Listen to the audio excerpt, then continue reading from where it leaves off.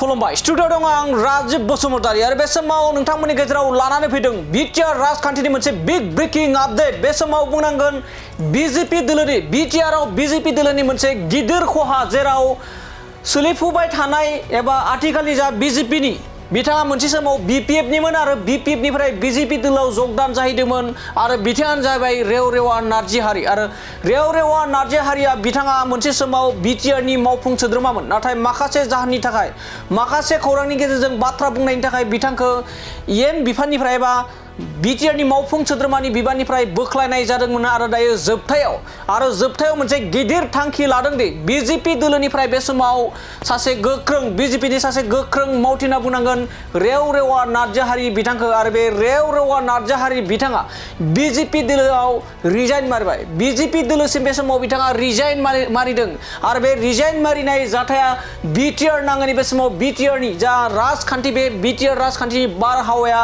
गुदुंनिफ्राय गुदुं जानो हमनायखौ बे समाव नुनो मोननाय जादों। थारैनो बे समाव मोनसे गिदिर सोंथि, फिन आरोबाव बिपिएफ दोलोआवनो जगदान जाहैगोन नामा रआव नार्जिहारि बिथाङा, ना इउपिपिएल दोलोआव आथिखालनि जा बिटिआरनि गाहाय मावफुं सोद्रोमा प्रमद बर'नि दैदेननाय जा इउपिपिएल राजखान्थि दोलो, बे इउपिपिएल राजखान्थि दोलोआवसो जगदान जाहैगोन नामा बिजेपि दोलो नागारनानै रआव नार्जिहारि बिथाङा। थामहिनबा एमसिएलए रआव नार्जिहारि बिथाङा फैबाय थानाय समाव माबे दोलोआव जगदान जाहैगोन, जेराव बिजेपिनिफ्राय रिजाइन मारिनानै माबे दोलोआव जगदान जाहैगोन। मानो होनना बुङोब्ला बिटिसि काउन्सिलनि जा बिसायख'थि, बे बिटिसि काउन्सिल बिसायख'थिया गेजेराव आरो माखासेल' दान दंसै। थामहिनबा रायजोनि गिबि मन्थ्रि डक्टर हिमन्त बिश्व शर्मा बिथाङा फोसावनाय बायदिब्ला फैगौ बैथि बोसोरनि फैगौ सेप्तेम्बर दाननि 30 खालारनि सिगांनो बिटिसि काउन्सिल बिसायख'थिखौ खुंफुंनायनि बाथ्रा होदोंमोन। आरो बिनि सिगांनो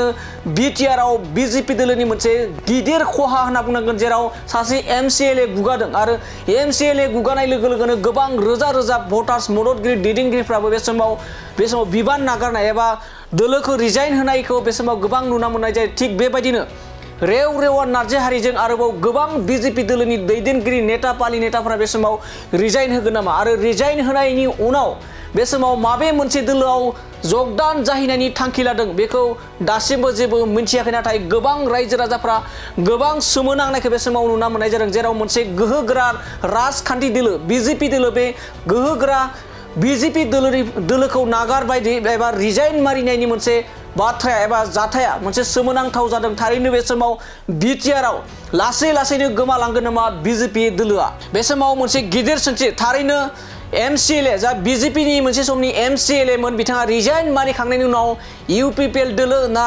बिपिएफ दोलोआवनो जगदान जाहैगोन बेखौ फैबाय थानाय समावसो आबुङै मिन्थिसिगोन।